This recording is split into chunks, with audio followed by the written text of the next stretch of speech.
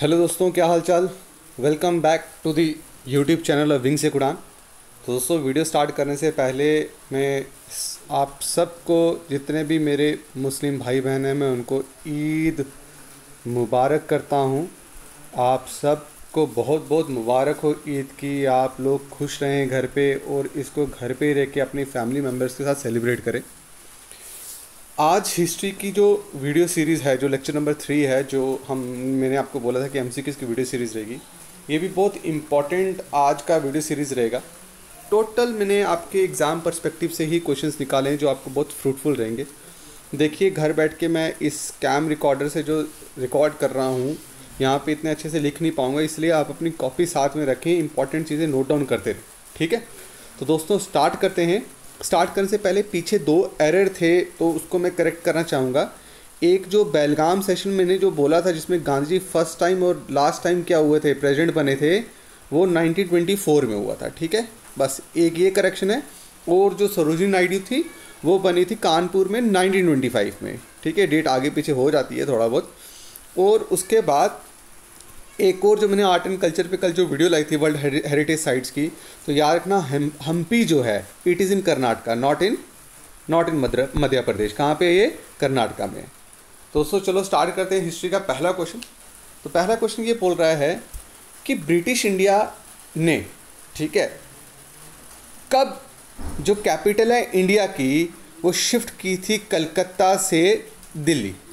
कलकत्ता से दिल्ली कैपिटल कब शिफ्ट की थी और ये किसके पीरियड में हुआ था? ठीक है, क्वेश्चन बेसिकली ये बोल रहा है कि कलकत्ता टू दिल्ली जब कैपिटल शिफ्ट हुई थी ब्रिटिश इंडिया की, तो उस वक्त who was the viceroy of India? Who was the viceroy of India? The option is answer D. याद रखिए दोस्तों, आंसर डी। लॉर्ड हार्डिंज के टाइम पे कैपिटल शिफ्ट हुई थी फ्रॉम कलकत्ता टू दिल्ली। और ईयर कौन सा था? ईयर था 1911। कब हुआ था? 1911। तो दोस्तों 1911 एक और चीज़ के लिए बहुत इम्पॉर्टेंट है। 1911 के दिन ही क्या हुआ था? पार्टीशन ऑफ बंगाल को क्या कर दी थी? उसकी एनलमेंट कर दी थी। उसको क्या कर दिया था? क्वैश कर दिया था, ख़त्म कर दिया था। ठीक है, पार्टीशन ऑफ बंगाल की क्या कर दी थी? एनलमेंट कर दी थी 1911। उस वक्त जिस वक्त एनलमेंट हुई थी, तो कौन थे?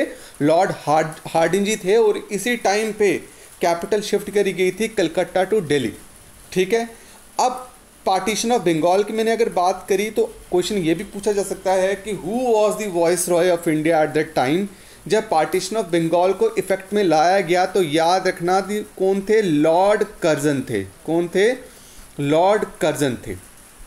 ठीक है, कौन थे? लॉर्ड कर्जन थे, जिन्होंने क्या किया था? जिन्होंने प्रोक्लेम किया था किसकी? कि बंगाल को 2 हिस्सों में पार्टीशन कर दिया जाएगा। बंगाल को किस किस में? ईस्ट बंगाल में, ईस्ट बंगाल और वेस्ट बंगाल में।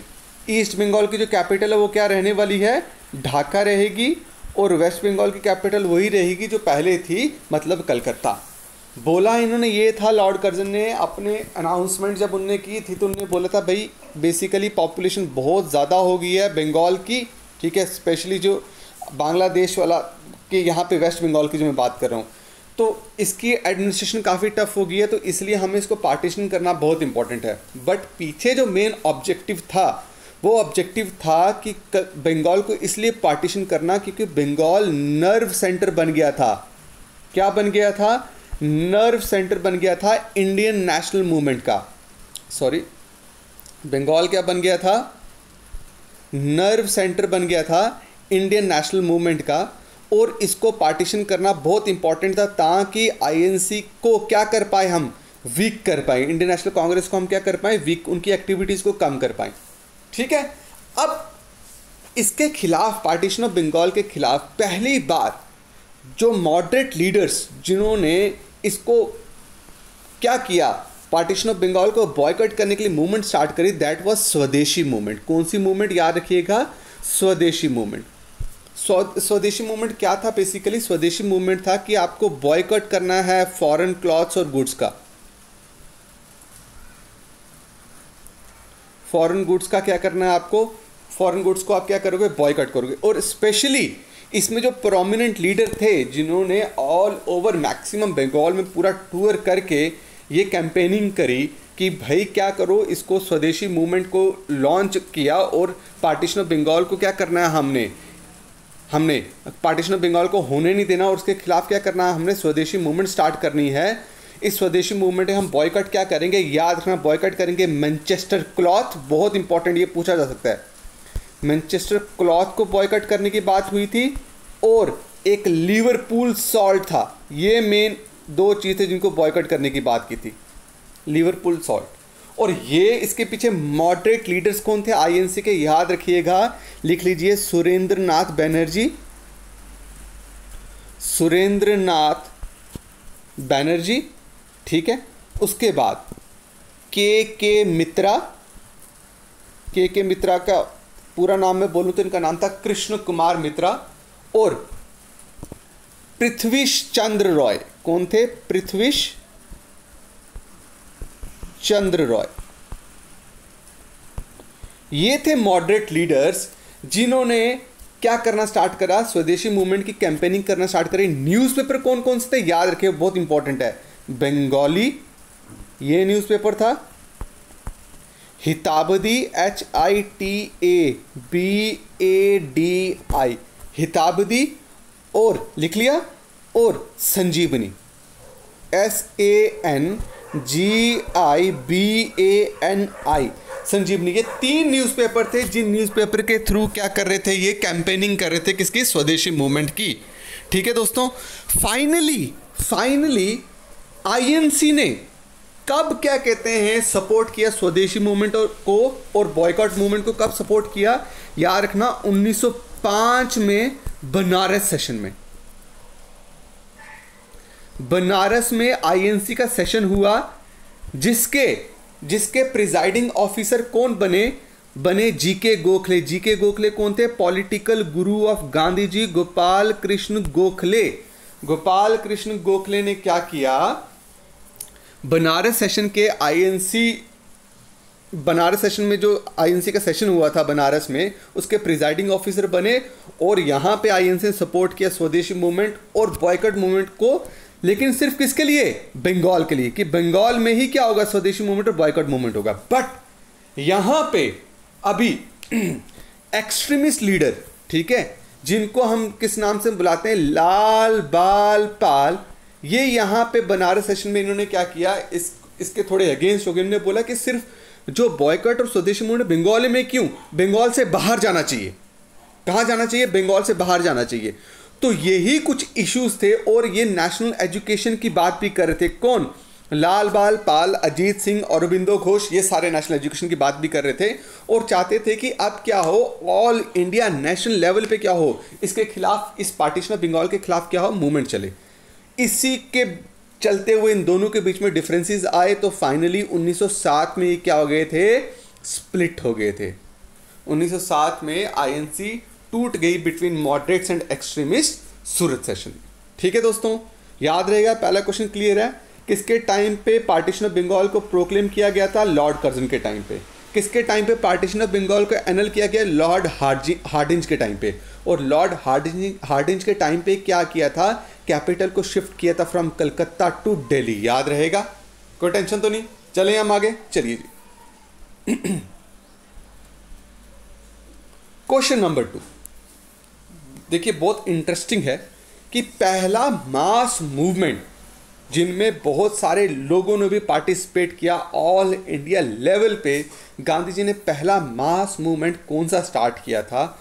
यहाँ पे 4 ऑप्शन है। नील मूवमेंट, बच्चे यहाँ पे नील मूवमेंट जो बात चल रही है वो बात चल रही है इंडिगो रिवॉल्ट की, ठीक है। यहाँ पे फिर आ गया quit India movement, salt movement और ए ऑप्शन है नॉन कॉपरेशन मूवमेंट। तो आंसर रहेगा दोस्तों आपका क्या, non cooperation movement. Non cooperation movement पहला मूवमेंट था जो गांधी जी ने स्टार्ट किया था, ठीक है, ऑल इंडिया लेवल पे, ठीक है। अब इस मूवमेंट को लॉन्च कब किया गया था, 1 अगस्त 1902 को। याद रखिएगा, इस मूवमेंट को लॉन्च किया गया था और 1 अगस्त 1902 को ही किसकी डेथ हो गई थी, बाल गंगाधर तिलक की। Lokmanya Tilak passed away on this date, ठीक है, ऑन 1 अगस्त 1920, ठीक है। और ये बहुत बड़ा मूवमेंट था। इस मूवमेंट के टाइम पे, ये मूवमेंट 1920 से लेके, ठीक है, 1922 तक ये कंटिन्यू, स्टार्टिंग 22 तक ये कंटिन्यू रहा। इस टाइम पे याद रखना, इसी दौरान पे 17 नवंबर 1921 को प्रिंस ऑफ वेल्स, कौन, प्रिंस ऑफ वेल्स ने इंडिया विजिट किया। और जब ये इंडिया पहुंचे तो he was welcomed by what, कोई भी नहीं था, नो वन, मतलब पूरा इंडिया स्ट्राइक पे था, दुकानें बंद, शॉप्स बंद, किसी ने भी इनका वेलकम नहीं किया। याद रखना, ये क्वेश्चन पूछा जा सकता है कि कौन आए थे नॉन कॉपरेशन मूवमेंट के टाइम पे। ठीक है जी, चले हम आगे। अब चलते हैं आगे। बोलते हैं ऐसा क्या हुआ कि गांधी जी ने अपना पहला मास मूवमेंट जो नॉन कॉपरेशन मूवमेंट था उसको क्या कर दिया, रोक दिया, उसको सस्पेंड कर दिया। इसमें से कौन से इवेंट है जो रिस्पॉन्सिबल है इन चारों ऑप्शन में से महात्मा गांधी का नॉन कॉपरेशन मूवमेंट को सस्पेंड करने का? तो आप याद रखिएगा, the movement is a Kakori, बिल्कुल भी नहीं, Kakori is related to Hindustan republic association, याद रखिएगा, नॉट HSRA। ठीक है, जलियांवाला बाग मैसेकर, अगर आप बताइए इंसिडेंट हुआ था, मैंने आपको बताया था 1919 में, पिछली बार हमने डिस्कस किया था। ठीक है, अब जो इंसिडेंट है, जिस इंसिडेंट की वजह से महात्मा गांधी ने नॉन कॉपरेशन मूवमेंट को क्या किया, सस्पेंड किया, दैट वाज चोरी चोरा इंसिडेंट। दोस्तों, चोरी चोरा इंसिडेंट बेसिकली, चोरी चोरा एक गांव का नाम था जो पड़ता था गोरखपुर डिस्ट्रिक्ट में, आजकल ये यूपी में है, गोरखपुर डिस्ट्रिक्ट ऑफ यूपी। ठीक है, गोरखपुर डिस्ट्रिक्ट ऑफ यूपी में क्या था, ये छोटा सा गांव था जहां पे लोग पीसफुली प्रोटेस्ट कर रहे थे। ठीक है, against what, against the liquor sale, शराब की सेल के अगेंस्ट, और जो प्राइस में हाइक हुआ था, प्राइस की, सॉरी, फूड प्राइस की जो कीमतें बढ़ गई थी, उसके लिए ये क्या करते, प्रोटेस्ट कर रहे थे, जिसपे क्या हुआ, पुलिस वालों ने इन पे अटैक करा। ठीक है, जब पुलिस वालों ने इन पे अटैक किया तो 4 फरवरी 2022 को इनने क्या किया, लोगों ने 22 पुलिस वालों को मार दिया चोरी चोरा। इसी को देखते हुए गांधी जी बहुत निराश हुए और गांधी जी ने क्या किया, 12 फरवरी 1922 को इस मूवमेंट को क्या कर दिया जी, सस्पेंड कर दिया। याद रहेगा आपको, समझ गए? तो कौन सा इंसिडेंट था, चोरी चोरा इंसिडेंट था। इसकी वजह से बहुत सारे लीडर्स नाराज थे, जवाहरलाल नेहरू नाराज थे, CR दास नाराज थे कि ये एक छोटे से गांव में इतना इंसिडेंट होने की वजह से आपने इतना बड़ा मास मूवमेंट क्या कर दिया, सस्पेंड कर दिया। क्यों? क्योंकि गांधी जी ने बोला था कि भाई 1 साल में क्या हो सकता है, इंडिपेंडेंस मिल जाएगी अगर हम इस मूवमेंट को कंटिन्यू रखें 1 साल के अंदर। तो ये बहुत क्या कहते हैं, निराशाजनक था बाकी सारे लीडर्स के लिए। ठीक है, अब बोलते हैं डांडी मार्च। बच्चा, ये बहुत इंपॉर्टेंट हिस्टोरिक मार्च है। पहले तो बात, ये डांडी मार्च स्टार्ट किसने किया था, वो स्टार्ट किया था महात्मा गांधी ने, याद रखना। बोलते हैं जो डांडी मार्च है, डांडी मार्च है, ये स्टार्ट हुआ था क्यों? इन चारों में से कौन से ऑप्शंस हैं? ए ऑप्शन है support the salt law, break the salt law, support the Rowlatt act और अपोज द रॉलेट एक्ट। तो यहां पे दोस्तों आंसर है ऑप्शन बी, कि ये सॉल्ट लॉ को ब्रेक करने के लिए ये मार्च स्टार्ट किया था। जैसे कि मैंने आपको पिछली बार भी क्लियर किया था, पिछली जो वीडियो थी, सेकंड वीडियो थी, लेक्चर नंबर 2 था, उसमें मैंने आपको बोलता 1929 दिसंबर में, ठीक है, जो INC का सेशन हुआ था उसमें जवाहरलाल नेहरू क्या बने थे, प्रिजाइडिंग ऑफिसर बने थे। इसमें इन्होंने क्या किया था कि डिक्लेयर किया था कि अब गोल जो INC का वो क्या है, कंप्लीट इंडिपेंडेंस है। क्या बोला था इन्होंने, कंप्लीट इंडिपेंडेंस है, राइट। इन्होंने क्या बोलता है, कंप्लीट इंडिपेंडेंस गोल रहेगा। इसके अलावा इन्होंने और भी बहुत सारी चीज़ें इस लाहौर सेशन में डिस्कस की थी कि क्या करेंगे, सिविल डिसोबीडियंस मूवमेंट लॉन्च होगा। क्या बोला था इन्होंने, सिविल डिसोबीडियंस मूवमेंट लॉन्च होगा, ये बोला था। और इसमें क्या करेंगे हम, फर्स्ट राउंड टेबल कॉन्फ्रेंस क्या करेंगे, बॉयकॉट करेंगे। अभी हम इसके बारे में आगे पढ़ेंगे, एक क्वेश्चन है, फर्स्ट राउंड टेबल कॉन्फ्रेंस क्या करेंगे, बॉयकॉट करेंगे। सारा किसमें डिस्कस हुआ था, ये डिस्कस हुआ था किसमें, लाहौर सेशन INC में। अब जब गांधी जी को बोला गया कि आप हमारे लीडर बनो और आप सिविल डिसोबीडियंस मूवमेंट स्टार्ट करो, तो गांधी जी ने क्या किया, गांधी जी ने अपने साबरमती आश्रम से इस मार्च को स्टार्ट किया 12 मार्च MARCH 1930 को। गांधी जी ने क्या किया, अपने साबरमती आश्रम गुजरात से 78 मेंबर जो थे साबरमती आश्रम में, उनके साथ गांधी जी ने क्या किया, हिस्टोरिक मार्च स्टार्ट किया जो 240 माइल्स का था। इस मार्च में बेसिकली इनका क्या था कि पैदल जाने वाले थे अपने साबरमती आश्रम से, कहां पे, डांडी, जो एक क्या था, कोस्टल समुद्री किनारे विलेज था। डांडी जो क्या था, कोस्टल विलेज था। और साबरमती और डांडी का जो डिस्टेंस था वो कितना था, 240 माइल्स, मतलब लगभग 390 किलोमीटर। 12 मार्च 1930 को गांधी जी ने डांडी मार्च स्टार्ट किया और 6 अप्रैल को ये जब डांडी पहुंचे, 6 अप्रैल 1930 को ये डांडी कोस्टल विलेज में जब पहुंचे, वहां पे इन्होंने अपनी मुट्ठी में सॉल्ट उठाया, ठीक है, और सॉल्ट लॉ को ब्रेक कर दिया। बेसिकली सॉल्ट लॉ को ब्रेक करने का मतलब क्या था कि यहाँ पे ब्रिटिशर्स की मोनोपोली थी, उनका कंट्रोल था पूरा सॉल्ट पे। वो इवन वहाँ के लोकल्स को सॉल्ट कंजम्पशन के लिए भी क्या करते थे, टैक्स चार्ज करते थे। तो गांधी जी ने बोला था यार ये बहुत बड़ी नाइंसाफ़ी है, ठीक है, कि आप ये नेचुरल क्या कहते हैं मिनरल जो है सॉल्ट, इसकी कंजम्पशन के लिए भी आप क्या कर रहे हो, चार्ज कर रहे हो, तो इसको मैं बिल्कुल भी ओबे नहीं करूँगा, ठीक है। तो इन्होंने डांडी में जाके क्या कर दिया, उस सॉल्ट लॉ को ब्रेक किया। और जैसे ही सॉल्ट लॉ को ब्रेक किया तो ही launch what, civil disobedience movement. याद रखिएगा क्या लॉन्च किया इन्होंने फिर, सिविल डिसोबीडियंस मूवमेंट। याद रहेगा दोस्तों। चले हम आगे, चलो जी, टेंशन तो नहीं है ना, कोई आराम से समझ आ रहा है ना। हाँ, अब बोल रहे हैं कि कौन था इनमें से, ठीक है, जिन्होंने कांग्रेस को रिप्रेजेंट किया था सेकेंड राउंड टेबल कॉन्फ्रेंस। तो दोस्तों राउंड टेबल कॉन्फ्रेंस की मैं पहले आपको बात कर लूं कि राउंड टेबल कॉन्फ्रेंस क्या था। राउंड टेबल कॉन्फ्रेंस क्या थी, याद रखना। पूरी कितनी कॉन्फ्रेंस हुई थी, 3 राउंड टेबल कॉन्फ्रेंस हुई थी। ये पहली बार हुआ था, ये ऐसी मीटिंग थी जिसमें फर्स्ट टाइम इंडियंस और ब्रिटिशर्स बिल्कुल एज इक्वल ट्रीट किए गए थे।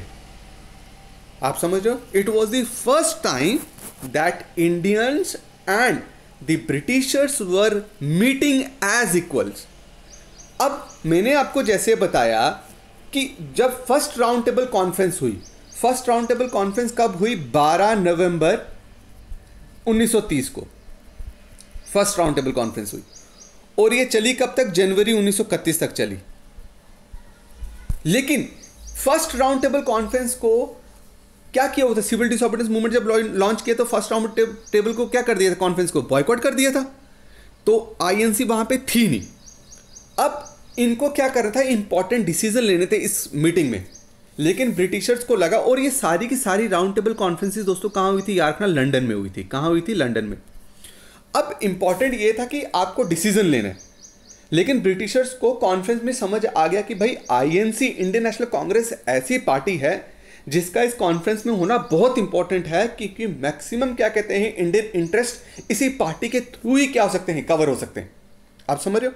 तो लेकिन आईएनसी तो बॉयकॉट किया होता, first round table conference boycotted by INC. फिर प्लान चला, और इन जब सिविल डिसोबीडियंस मूवमेंट लॉन्च हुआ तो इन सारे आईएनसी के लीडर्स को इंक्लूडिंग महात्मा गांधी को भी क्या किया हुआ था, अरेस्ट किया हुआ था। अब इस वक्त प्लान चला, लॉर्ड इरविन, याद रखिएगा, लॉर्ड इरविन थे फर्स्ट राउंड टेबल कॉन्फ्रेंस में क्या, वाइसरॉय ऑफ इंडिया, जब फर्स्ट राउंड टेबल कॉन्फ्रेंस होता। लॉर्ड इरविन को ब्रिटिश गवर्नमेंट ने यह बोला कि इट इज़ वेरी इंपॉर्टेंट कि भाई आईएनसी आके इस राउंड टेबल कॉन्फ्रेंस को ज्वाइन करे। तो आप ऐसा कुछ करो कि भाई क्या हो जाए, उससे Indian National Congress second round table conference join करे, क्योंकि फर्स्ट राउंड टेबल कॉन्फ्रेंस तो फ्रूटफुल ही नहीं रहा। First round table conference fruitful क्यों नहीं रहा, क्योंकि आईएनसी थी नहीं। तो सेकंड राउंड टेबल कॉन्फ्रेंस में लॉर्ड इरविन ने क्या किया, गांधी जी के साथ एक एग्रीमेंट किया जिसको बोलते हैं गांधी इरविन पैक्ट। याद रखना, इनको रिलीज किया और गांधी इरविन पैक्ट साइन हुआ, जिसको हम क्या बोलते हैं, दिल्ली पैक्ट भी बोलते हैं। इस एग्रीमेंट के अकॉर्डिंगली आईएनसी ने क्या किया, सिविल डिसोबीडियंस मूवमेंट को बॉयकॉट कर दिया, सिविल डिसोबीडियंस मूवमेंट को क्या कर दिया, सस्पेंड कर दिया, ठीक है, विड्रॉ कर दिया। और गांधी जी ने on behalf of Indian National Congress बोला कि हम क्या करेंगे, सेकंड राउंड टेबल कॉन्फ्रेंस को अटेंड करेंगे। यहां पे बहुत सारे लीडर्स गए हुए थे, बट याद रखना the sole representative of Indian National Congress in second round table conference was Mahatma Gandhi. अब आपको यह भी क्वेश्चन पूछा जा सकता है कि भाई सेकंड राउंड टेबल कॉन्फ्रेंस कौन थे वॉइसरॉय ऑफ इंडिया जब सेकंड राउंड टेबल कॉन्फ्रेंस हुई? तो याद रखना, the answer is Lord Willingdon, WILLINGDON।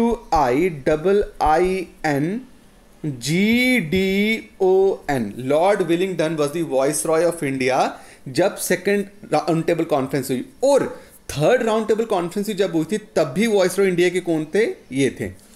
तो क्वेश्चन है कि फर्स्ट राउंड टेबल कॉन्फ्रेंस जब हुई थी तो उस वक्त वॉइसरॉय कौन थे? तो कमेंट सेक्शन में जरूर बताइएगा, ठीक है, कि फर्स्ट राउंड टेबल कॉन्फ्रेंस के टाइम पे who was the viceroy of India, ठीक है। अब बोलते हैं, Mahatma Gandhi undertook fast on to death in 1932 mainly because of which reason, ठीक है। ये इनमें से कौन से ऐसे रीजन थे, इसमें जो ऑप्शंस दिए हैं, जो जिसकी वजह से गांधी जी ने क्या कर दिया, फास्ट रखा, हंगर स्ट्राइक रखी, मैं मर जाऊंगा, इसको पूरा नहीं होने दूंगा। वो था दोस्तों ऑप्शन, याद रखना था ऑप्शन आपका सी, ठीक है, दैट वाज रैमसे मैकडोनाल्ड, जिन्होंने कम्युनल अवार्ड अनाउंस किया था। दोस्तों हु वाज रैमसे मैकडोनाल्ड? तो याद रखना, ये ब्रिटिश प्राइम मिनिस्टर थे उस टाइम पे। क्या थे? ब्रिटिश प्राइम मिनिस्टर थे। जब सेकेंड राउंड टेबल कॉन्फ्रेंस जब second round table conference Gandhi ji ने ज्वाइन करी, तो गांधी जी और BR अम्बेडकर के बीच में, ठीक है, डिफरेंसेस आ गए। On what basis? Separate electorate के बेसिस पे।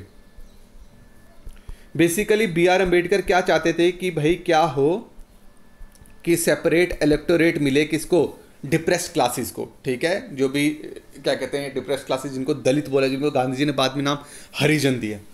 तो इनको सेपरेट इलेक्टोरेट मतलब एक तो इनके लिए सीट्स रिजर्व्स होंगी, ठीक है, जो भी डिप्रेस्ड क्लासेस मतलब जैसे जो माली कम्युनिटी से, जिनको आजकल हम शेड्यूल कास्ट बोलते हैं, ठीक है।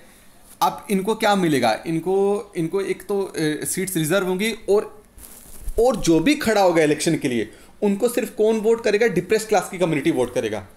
बट ये डिप्रेस्ड क्लास किस रिलीजन में आते थे? हिंदू रिलीजन में आते थे। अब Gandhi ji was very against it कि भाई ये नहीं होना चाहिए। अगर आपने उनको डिफरेंट आइडेंटिटी दे दी, सेपरेट इलेक्टोरेट आपने उनको ग्रांट कर दिया, तो फिर कभी भी अनटचेबिलिटी हम खत्म नहीं कर पाएंगे। तो Gandhi ji second round table conference छोड़ के आ गए, और यहां पे उन्होंने प्लान किया कि मैं सिविल डिसोबीडियंस मूवमेंट लॉन्च करूंगा वापस। लेकिन गांधी जी को अरेस्ट किया और डाल दिए यरवड़ा जेल पूना में। कहां डाल दिया? यरवड़ा जेल पूना में।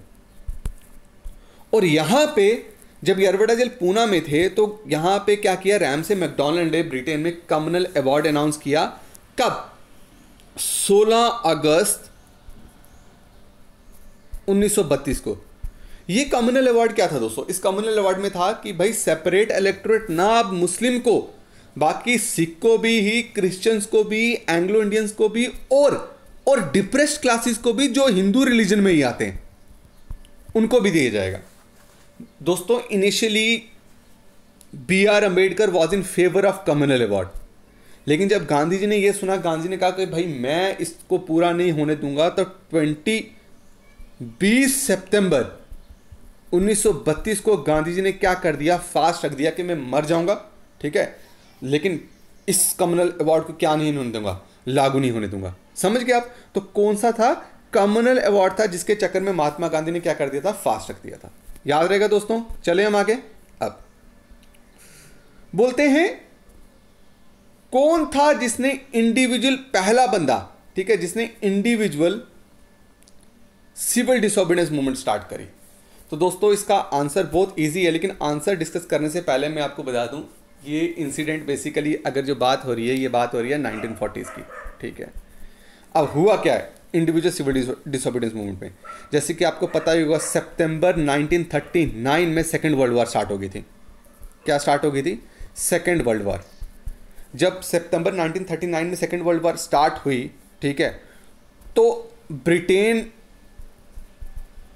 फिर लड़ना स्टार्ट हो गया। किसके खिलाफ? जर्मनी के खिलाफ लड़ना स्टार्ट हो गया, ठीक है, सेकेंड वर्ल्ड वॉर। अब जर्मनी बहुत एग्रेसिव थी, जिसको उस वक्त नाजीज कंट्रोल कर रहे थे, आपने सुना ही होगा, ठीक है। अब इस वक्त जब सेकेंड वर्ल्ड वॉर हुई तो लॉर्ड लिलिंथगो, याद रखिएगा, Lord Linlithgow, GOWLINLITHGOW, he was the viceroy of India जब सेकेंड वर्ल्ड वॉर हुई। इन्होंने क्या बोल दिया, इन्होंने बिना इंडियंस के परमिशन की, किसके, बिना इंडियन के परमिशन की, इन्होंने बोल दिया कि भाई ब्रिटेन अब सेकेंड वर्ल्ड वॉर में है, पार्टिसिपेट कर रही है, और इंडिया भी ब्रिटेन की हेल्प कर रही है इस सेकेंड वर्ल्ड वॉर में, बिना इंडियन लीडर से कंसल्ट किए हुए। अब आईएनसी ने इसको क्या कर दिया, आईएनसी ने बोला भाई हम तब तक सपोर्ट नहीं करेंगे जब तक आप क्या नहीं करोगे, पावर्स ट्रांसफर नहीं करोगे, ठीक है।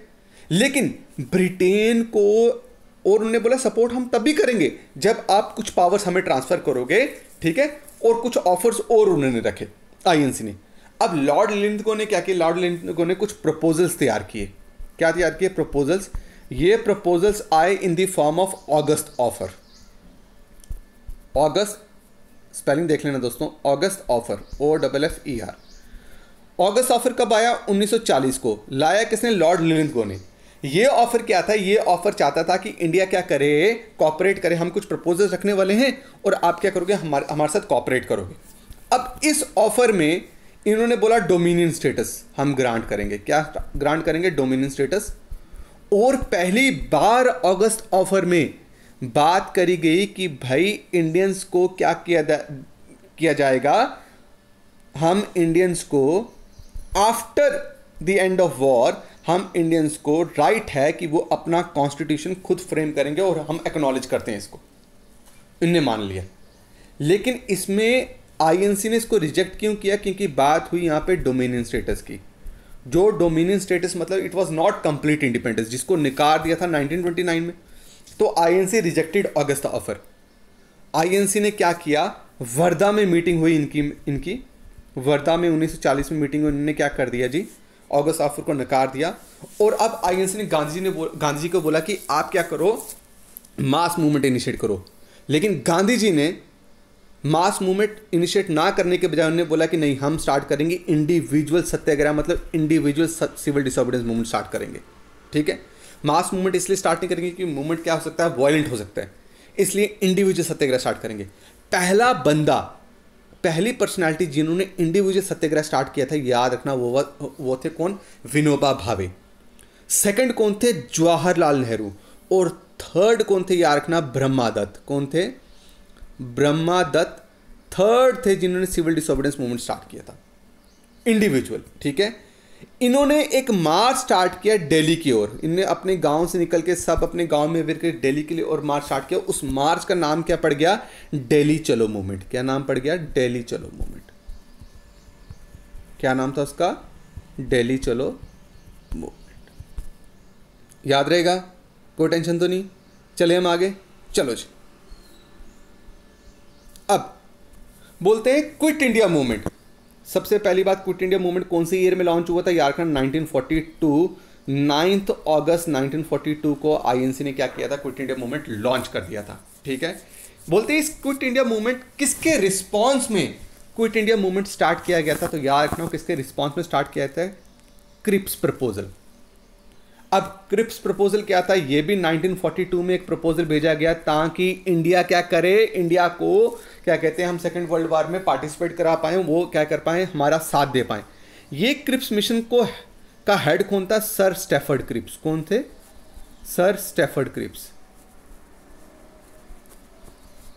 इसी क्रिप्स प्रपोजल को आईएनसी ने फिर देखा कि भाई ये क्या है, नल एंड वॉइड है, और इसके खिलाफ क्या कहते हैं, गांधी जी ने फिर एक मूवमेंट स्टार्ट करते, इसका नाम था क्विट इंडिया मूवमेंट, जिसको भारत छोड़ो मूवमेंट भी बोलते हैं। और इसी मूवमेंट में गांधी ने स्लोगन दिया था, डू और डाई स्लोगन दिया था, याद रहेगा, डू और डाई स्लोगन दिया था। और क्विट इंडिया मूवमेंट लॉन्च कहाँ किया गया था, याद रखना, क्विट इंडिया मूवमेंट कहाँ लॉन्च किया गया था, ये लॉन्च किया गया था मुंबई में एक मैदान है, ग्राउंड है, जिसका नाम था गोवालिया, GOWALIA, गोवालिया टैंक मैदान, जिसका दूसरा नाम क्या था, क्या नाम रखा गया था उसका, अगस्त क्रांति मैदान। यहां से क्या किया था, क्विट इंडिया मूवमेंट लॉन्च किया था, किसके रिस्पॉन्स पे, क्रिप्स मिशन के रिस्पॉन्स पे। याद रहेगा। चले हम आगे, चलो।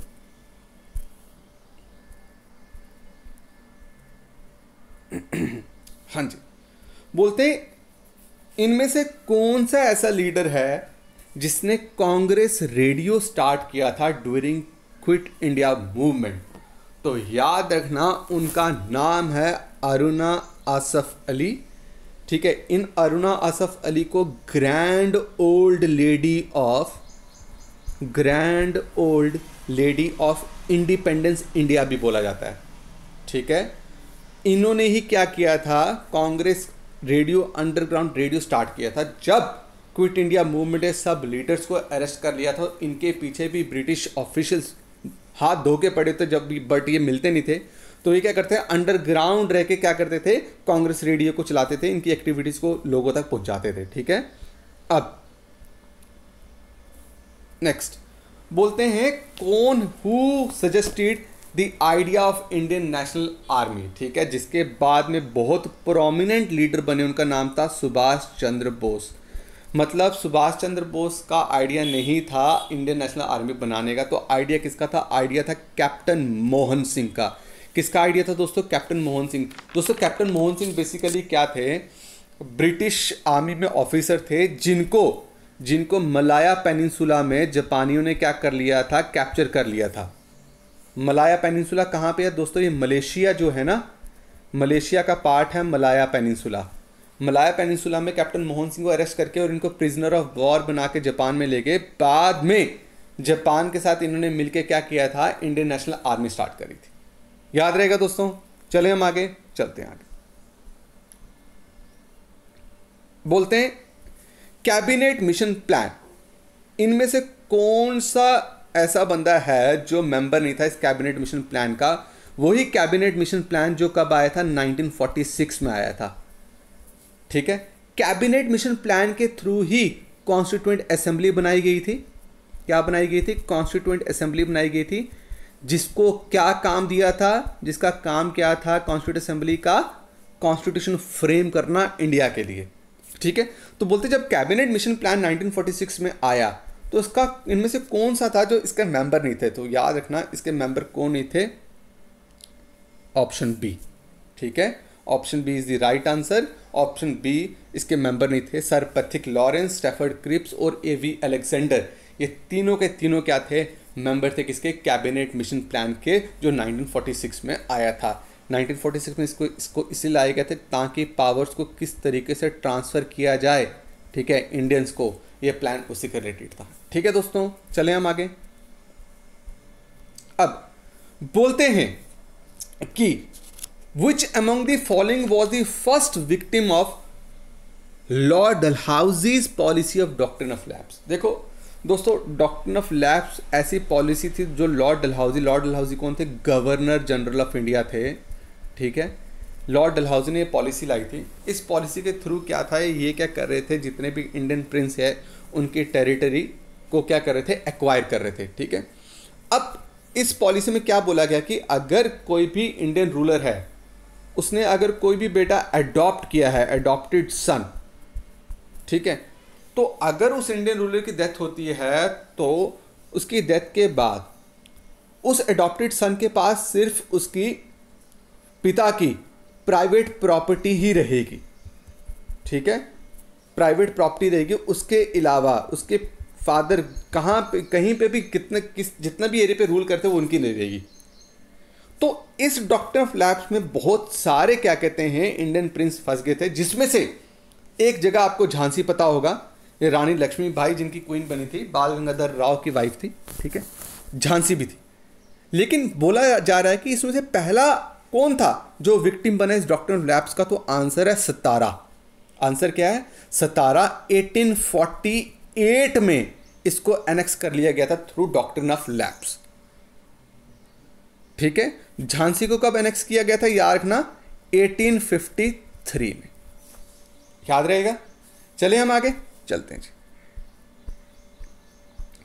अब बोलते हैं इनमें से कौन सी ऑर्गेनाइजेशन है जिसने शुद्धि मूवमेंट को सपोर्ट किया। तो याद रखना शुद्धि मूवमेंट को सपोर्ट करने वाली जो ऑर्गेनाइजेशन थी वो ऑर्गेनाइजेशन स्टार्ट किसने की थी, उनका नाम था दयानंद सरस्वती। क्या नाम था? दयानंद सरस्वती। इन्होंने स्टार्ट करी थी एक ऑर्गेनाइजेशन, जिस ऑर्गेनाइजेशन का नाम था आर्य समाज। क्या नाम था ऑर्गेनाइजेशन का? आर्य समाज। कब स्टार्ट की थी इन्होंने? 7th अप्रैल 1875। कब स्टार्ट की थी? 7 अप्रैल 1875 को दयानंद सरस्वती, जिनका नाम मूल शंकर था, इन्होंने मूवमेंट स्टार्ट किया था आर्य समाज। इसी में इन्होंने स्लोगन दिया था go back to the Vedas. इन्होंने स्लोगन दिया था go back to the Vedas.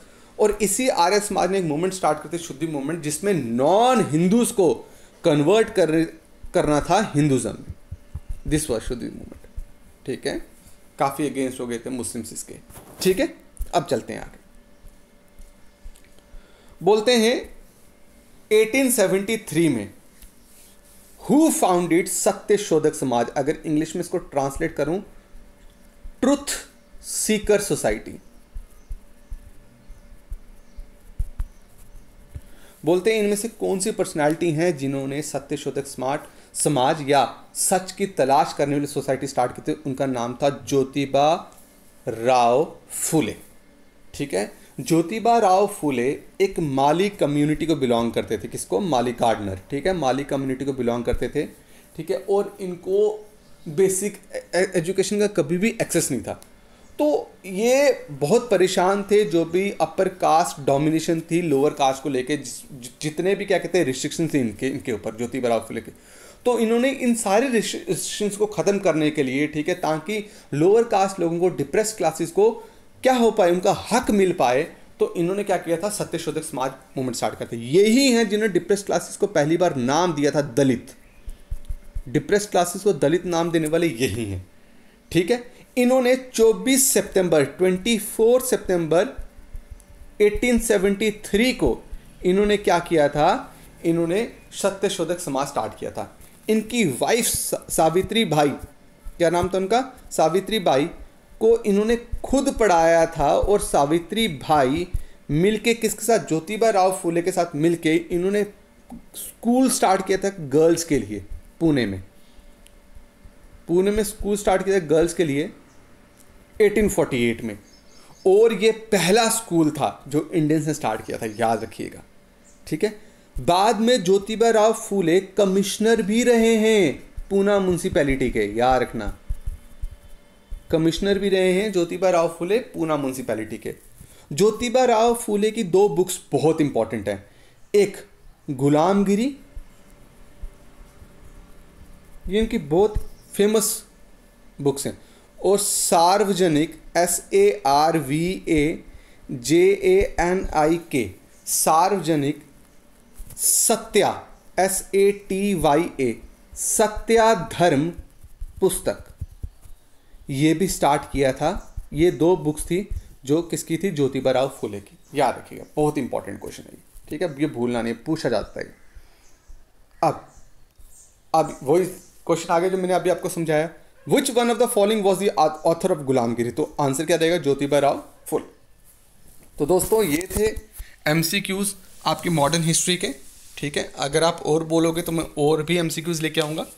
फिलहाल के लिए आज आप इसको इतना ही रखो, और कभी आपको लग रहा है तेज़ बोल रहा हूँ तो वीडियो थोड़ी सी स्लो करो। ठीक है, वीडियो की स्पीड स्लो करो और नोट डाउन करो इसको, ये बहुत इंपॉर्टेंट है नोट डाउन करना। ठीक है, thank you so much guys, once again आप सबको ईद मुबारक। Thank you so much.